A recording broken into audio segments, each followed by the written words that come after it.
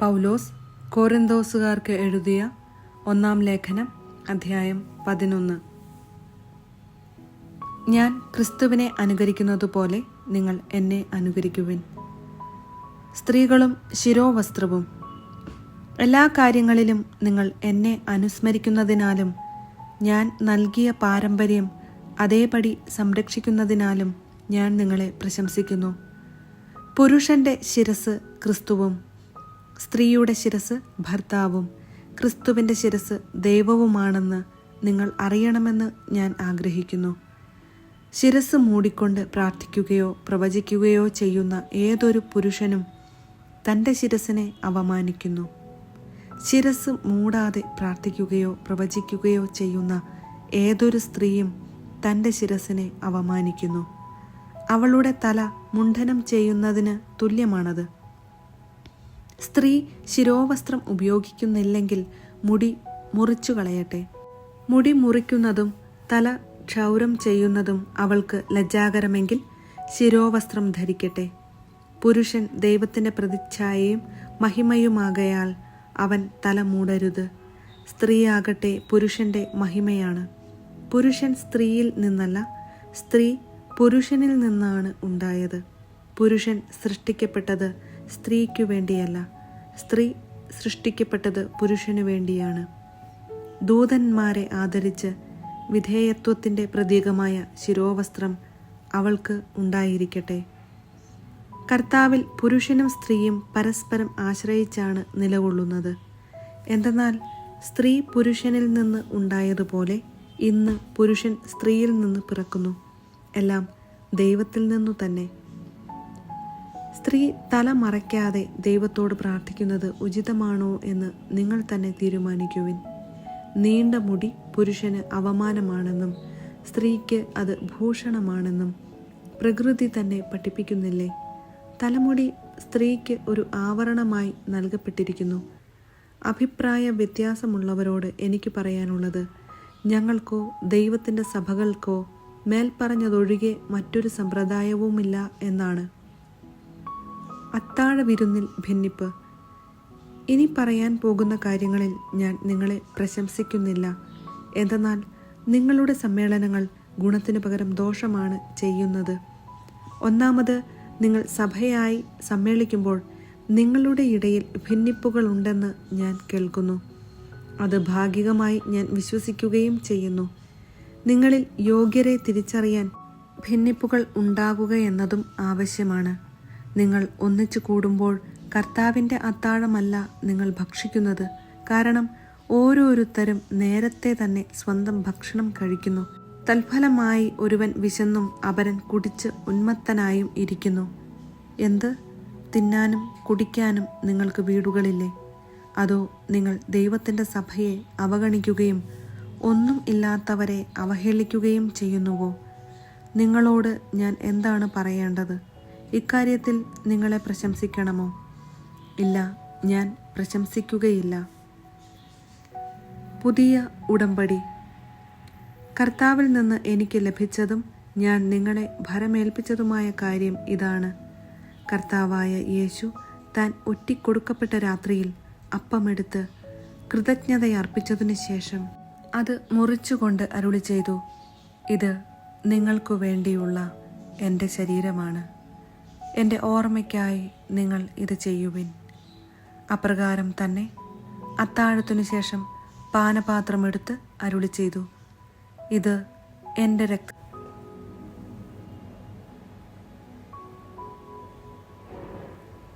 പൗലോസ് കൊരിന്തോസുകാർക്ക് എഴുതിയ 1 ലേഖനം അധ്യായം 12.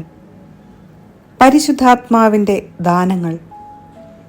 സഹോദരരെ, നിങ്ങൾ ആത്മീയ ദാനങ്ങളെക്കുറിച്ച് അറിവുള്ളവരായിരിക്കണമെന്ന് ഞാൻ ആഗ്രഹിക്കുന്നു. നിങ്ങൾ വിജാതീയരായിരുന്നപ്പോൾ സംസാരശേഷിയില്ലാത്ത വിഗ്രഹങ്ങളുടെ അടുത്തേക്ക് അബദ്ധസഞ്ചാരം ചെയ്തിരുന്നത് ഓർക്കുന്നുണ്ടല്ലോ. ദൈവാത്മാവ് മുഖേന സംസാരിക്കുന്നവരാരും യേശു ശപിക്കപ്പെട്ടവനാണ് എന്ന് ഒരിക്കലും പറയുകയില്ലെന്നും യേശു കർത്താവാണ് എന്ന് പറയാൻ പരിശുദ്ധാത്മാവ് മുഖേനയല്ലാതെ ആർക്കും സാധിക്കുകയില്ലെന്നും നിങ്ങൾ ഗ്രഹിക്കണമെന്ന് ഞാൻ ആഗ്രഹിക്കുന്നു. ദാനങ്ങളിൽ വൈവിധ്യം ഉണ്ടെങ്കിലും ആത്മാവ് ഒന്ന് തന്നെ. ശുശ്രൂഷകളിൽ വൈവിധ്യം ഉണ്ടെങ്കിലും കർത്താവ് ഒന്ന് തന്നെ. പ്രവൃത്തികളിൽ വൈവിധ്യം ഉണ്ടെങ്കിലും എല്ലാവർക്കും എല്ലാറ്റിലും പ്രചോദനം നൽകുന്ന ദൈവം ഒന്നു തന്നെ. ഓരോരുത്തരിലും ആത്മാവ് വെളിപ്പെടുന്നത് പൊതു നന്മയ്ക്ക് വേണ്ടിയാണ്.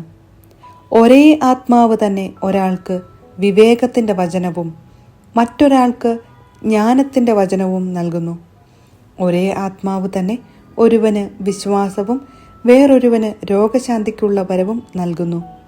ഒരുവന് അത്ഭുതങ്ങൾ പ്രവർത്തിക്കാൻ ശക്തിയും മറ്റൊരുവന് പ്രവചിക്കാൻ വരവും, വേറൊരുവന് ആത്മാക്കളെ വിവേചിച്ചറിയാൻ കഴിവും, വേറൊരുവന് ഭാഷാവരവും, വേറൊരുവന് വ്യാഖ്യാനത്തിനുള്ള വരവും അതേ ആത്മാവ് തന്നെ നൽകുന്നു.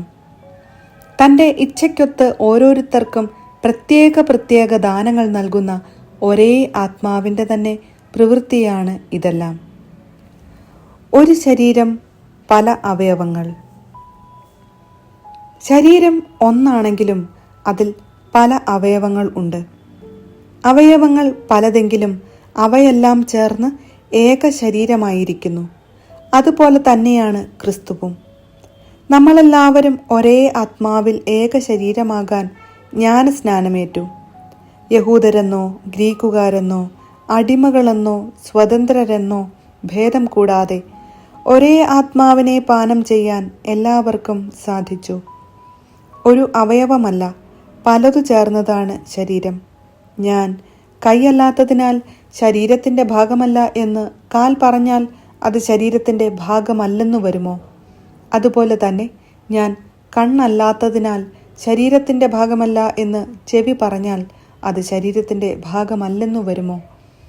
ശരീരം ഒരു കണ്ണു മാത്രമായിരുന്നെങ്കിൽ ശ്രവണം സാധ്യമാകുന്നതെങ്ങനെ? ശരീരം ഒരു ചെവി മാത്രമായിരുന്നെങ്കിൽ ഘ്രാണം സാധ്യമാകുന്നതെങ്ങനെ? എന്നാൽ ദൈവം സ്വന്തം ഇഷ്ടമനുസരിച്ച് ഓരോ അവയവവും ശരീരത്തിൽ ക്രമപ്പെടുത്തിയിരിക്കുന്നു. എല്ലാം കൂടെ ഒരു അവയവമായിരുന്നെങ്കിൽ ശരീരം എവിടെയാകുമായിരുന്നു?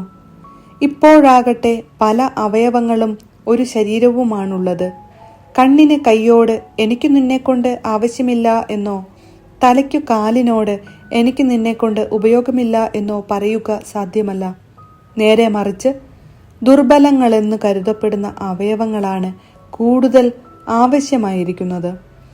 മാന്യങ്ങളല്ലെന്നു കരുതപ്പെടുന്ന അവയവങ്ങൾക്ക് നമ്മൾ കൂടുതൽ മാന്യത കൽപ്പിക്കുകയും ഭംഗി കുറഞ്ഞവയെന്ന് കരുതപ്പെടുന്നവയെ കൂടുതൽ അലങ്കരിക്കുകയും ചെയ്യുന്നു.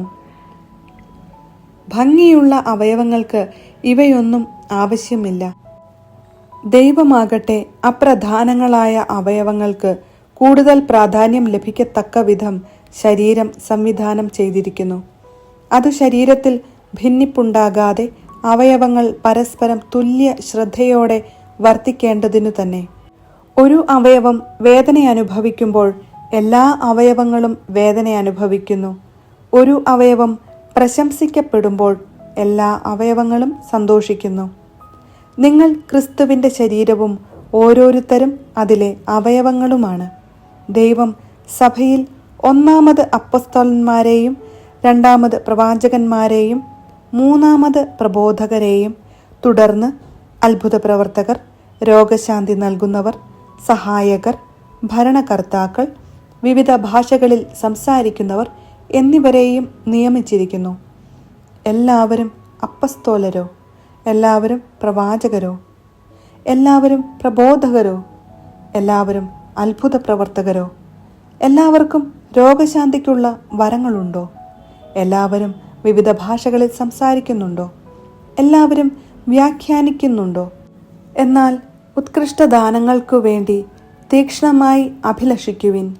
ഉത്തമമായ മാർഗം ഞാൻ നിങ്ങൾക്ക് കാണിച്ചു തരാം.